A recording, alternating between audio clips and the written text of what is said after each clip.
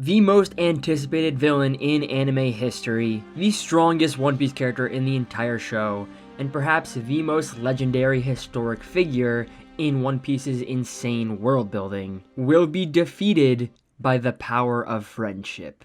Now hold on. Do not click off the video yet. I know that sounds blasphemous, but there is actual substance to this one.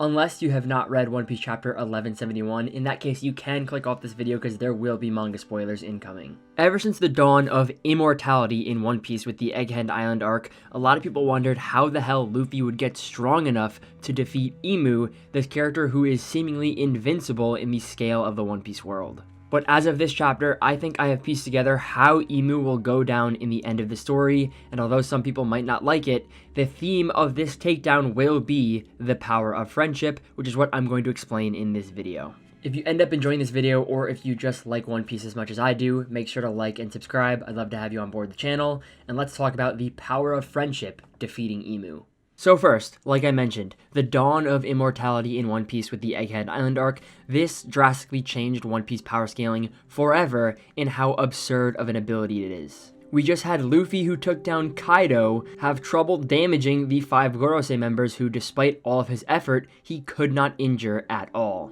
At first, me and many other readers thought this was a Kaido power cliff, and Oda was just introducing another facet of power scaling into the story to increase the stakes, make the fights feel a little bit more dramatic, and show us that we're really in the end game of opponents. And while some of those may still be true, recently in the Elbaf arc, it has been confirmed that the weakness to immortality is Advanced Conqueror's Haki, which not only gives a new purpose to Conqueror's Haki, it also shows us that for you to be a relevant character in the end of the story for all of these endgame fights, you must be a conqueror, you must be a special character in the world of One Piece. Oda is pretty much just crafting the climactic battles that will happen in the end of the story to only contain characters with this special ability, which in my opinion is really cool. I thought Conqueror's Haki, before the addition of Advanced Conqueror's Haki, was kind of lame. Sure, you could use it to knock out some fodder, which is plus aura and really fun to watch, but as far as power scaling goes, and even thematically, I thought it was kind of boring. So Advanced Conqueror's Haki being introduced in Wano was a huge, delightful surprise to me, and now that that power has an even larger significance, I'm really excited to see how Oda gives it to different characters to have them participate in the final war. But that is not the point of this video. The point of the video is there is still one character who has an immortality that is seemingly unbothered by Advanced Conqueror's Haki, which means there's something missing in the story for this character to be defeated, even after the inclusion that Advanced Conqueror's Haki is the main proponent of defeating immortality. Of course, I don't even need to be shrewd here, it is Imu. We saw Imu tank 6 of the most powerful attacks in One Piece history and come out unfazed. We also have confirmation that a lot of these characters were using Advanced Conqueror's Haki, and because we just learned that Advanced Conqueror's Haki is the secret to defeating immortality, it makes it all the more confusing as to why Imu was unbothered by this attack. Quite simply, if you ask me, the greatest feat in One Piece history. Originally, I had bet on this being some kind of type miss matchup where there was a certain technique required, either with or without Haki, to damage this level of immortality. I didn't think that Imu was just simply stronger than all of these characters combined. I thought that all of these characters combined just did not have the technique required to actually do damage. And while I still actually believe that, I think the way that this immortality can be defeated is not some technique that we haven't been introduced to yet. It is instead a rather roundabout way to defeating a character, which again was introduced in chapter 1171. What am I referring to here? What is this roundabout way of defeating Imu that I am alluding to? What can actually damage the highest level of immortality? Well, this recent chapter holds all the answers. Let's get into it. By far the most shocking part of this chapter is that after Harold is defeated by Loki, we cut to Imu in the throne room, and Imu is damaged. I know some people might argue with that claim and say that Imu is just tired or exhausted from whatever fight happened on Elbaf, which they are obviously unaware of considering they're trying to figure out who the hell beat Harold. But regardless, if you ask me, this reaction from Imu is different from something like Joy Boy's Haki and Egghead, where Imu was clearly emotionally scarred by the attack. In this panel, it absolutely reads, to me personally, that Imu was physically damaged by this fight. This is 100% backed up by the dialogue between the Gorosei and Imu in this scene. The Gorosei say, "We should have the Abyss pentagram carved by Harold inspected." They believe that because Harold literally was one of the strongest characters in the One Piece world at the time, giving him immortality would make him unbeatable, so surely there was something wrong with the pentagram, or something wrong with his contract with Imu. It would be the only explanation. But what Imu says here in response to this is extremely important. That shall not be necessary. It would only result in the death of another knight.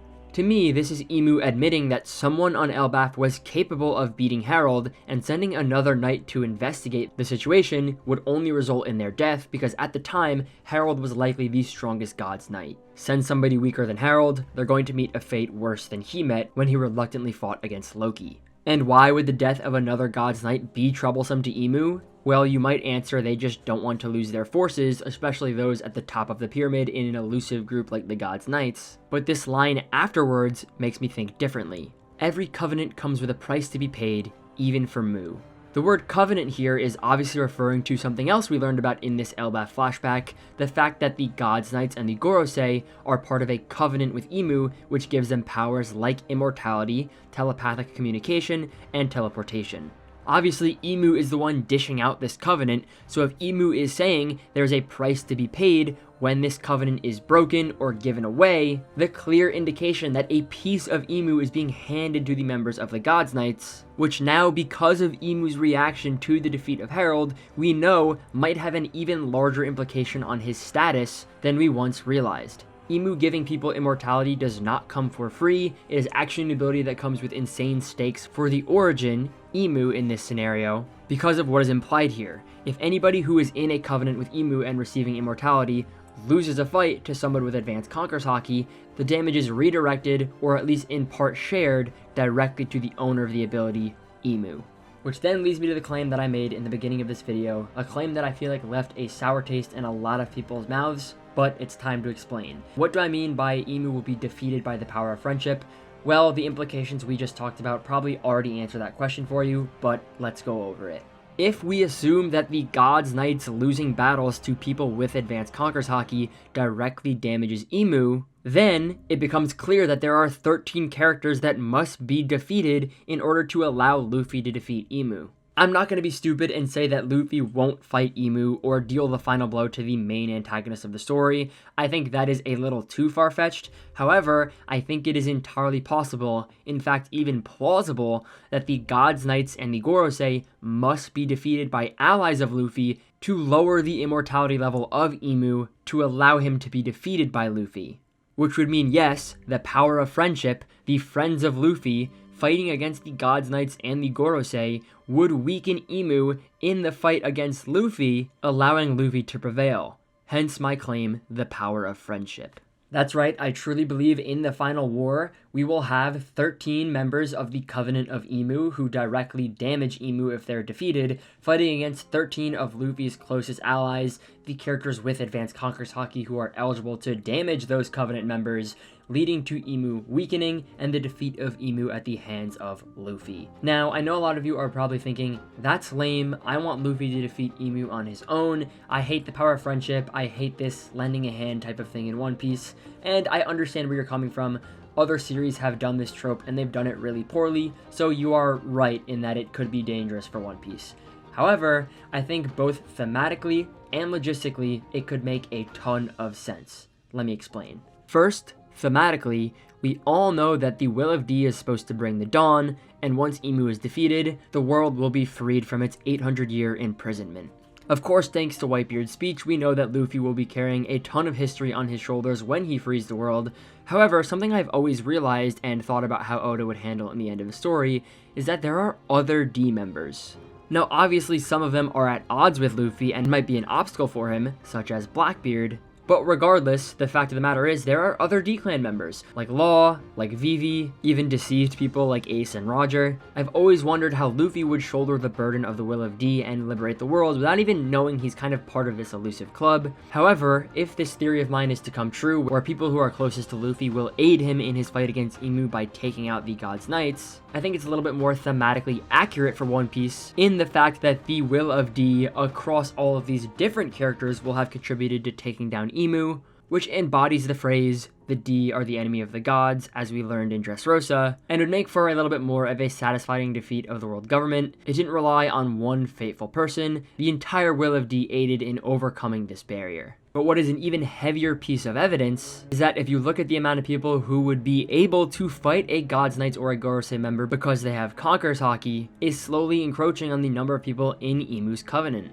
If we remove villains, dead people, and Luffy, the amount of people with Conqueror's Haki right now is 10. And all of these people are extremely close allies of Luffy, people that I think would make great opponents to the God's Knights, and could potentially participate in this gigantic climax. Throw in the 3 people that I think are the most likely candidates for Conqueror's Haki, and there you have it. There's 13 people right there who would directly contribute to the defeat of Imu by defeating a God's Knights member or a Gorosei member because they have Conqueror's Haki and because they're an extremely close ally to Luffy. And additionally, as for the people in this list that don't have advanced Conqueror's Haki, my response would be I feel like these characters are all but confirmed to make that final step, if they are confirmed Conquerors in the end, in the case of the final 3 I just added. But regardless, I could totally see all of these characters making that final leap to the advanced Conqueror's Haki tier, especially as the story reaches its climax, in order to aid Luffy in defeating Imu.